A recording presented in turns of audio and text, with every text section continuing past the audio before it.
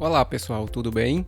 Eu sou o professor Flávio Perazzo e nesse vídeo eu vou fazer uma correlação de Pearson aqui no SPSS.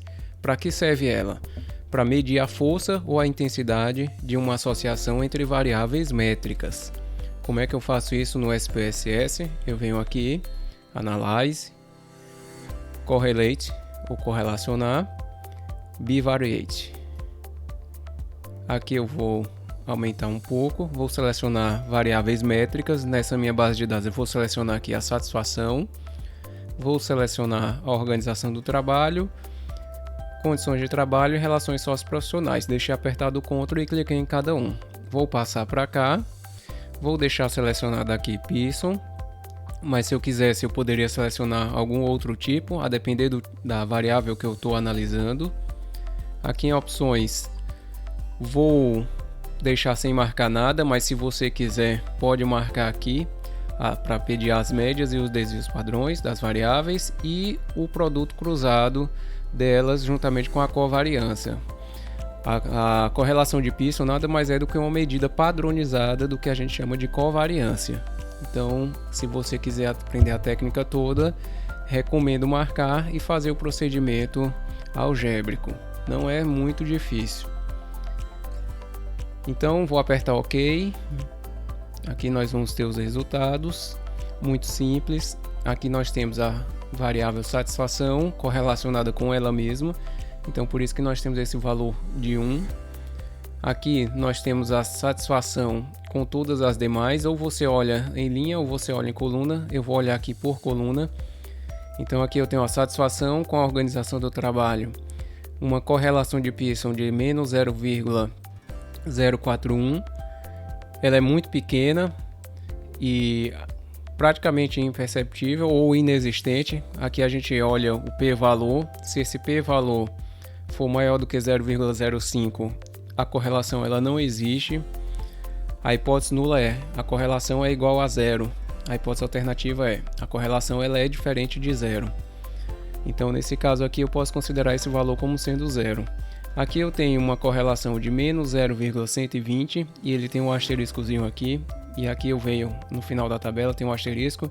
Ele indica que a correlação é significante ao nível de 0,05. Mais importante do que a significância aqui para a correlação é o valor propriamente dito dela, porque nós podemos estabelecer algumas referências. Alguns autores nos dão referências sobre isso, eu vou deixar aí na descrição. Embora ela tenha indicado aqui que essa correlação ela é significante, e isso é feito por meio de um teste T, esse valor é muito pequeno. Então, na prática, ele não vale a pena de ser considerado. Embora estatisticamente significante, na prática ela é praticamente imperceptível. Se a gente fizer um gráfico de associação, vai dar muito pouco, vai ser muito pouco conclusivo. Aqui, satisfação com relações socioprofissionais, nós já temos uma relação melhor estabelecida de 0,380. Tem dois asteriscos, esses dois asteriscos você olha aqui, ó, correlação é significante ao nível de 0,01. Então aqui eu já tenho um valor mais interessante. Se eu fizer um gráfico de associação já vou ter algo melhor delineado. E aqui eu já começo a tentar, ou posso classificar aí como moderada ou pequena, enfim, dependendo do autor que você trabalha, que você escolhe, ele vai dar aí uma classificação. Aqui eu tenho as demais variáveis. Então a organização do trabalho está correlacionada com as condições do trabalho de 0,519, dois asteriscozinho também. Aqui eu já vejo um valor bem superior, então já caminho para uma definição maior. Ela já vai ser moderada ou por alguns autores uma correlação grande. Aqui com as relações socioprofissionais eu tenho uma correlação de menos 0,010, que ela é inexistente, porque P maior do que 0,05 e não tem nenhum asteriscozinho. Aqui nós vimos que tem o p-valor de 0,000, ou seja, um p-valor muito pequeno. Resta agora condições de trabalho com relações socioprofissionais, que deu uma correlação também muito pequena, P maior do que 0,05 e portanto inexistente. Para complementar essa análise de correlação é muito interessante fazer o gráfico de associação para verificar aí como é que isso se apresenta visualmente. Vamos fazer aqui o gráfico de associação. Então venho aqui em gráficos, Legacy Dialogs, Scatter Dot, Vou selecionar a matriz, porque eu tenho mais de uma variável. Se eu tivesse uma correlação simples entre uma variável e outra, eu poderia vir aqui em Simple Square. Ou se eu quisesse analisar cada uma individualmente, eu vou pedir a matriz de uma vez, definir. Passo todas as variáveis métricas para cá, satisfação, organização de trabalho, condições de trabalho, relações socioprofissionais e aperto OK. Aqui nós temos a matriz dos gráficos de associação. Então veja que as condições de trabalho ela está bem associada com a organização do trabalho, que é esse valor aqui. Condições de trabalho, organização do trabalho, condição de trabalho, organização do trabalho. É 0,519, que é exatamente essa aqui. Veja que é bem mais delineado do que outras. Então aqui já está mais delineado. Esse valor de relações socioprofissionais com a satisfação deu 0,380.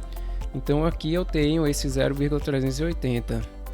Veja que ele caminha para uma definição, mas menos definido do que esse, cujo valor da correlação de Pearson foi maior. E aqui nós temos as condições de trabalho com a satisfação. Então a satisfação com a condição de trabalho, ela está aqui. Veja que deu menos 0,120. Ela é estatisticamente significante, mas na prática não temos uma definição muito interessante no gráfico.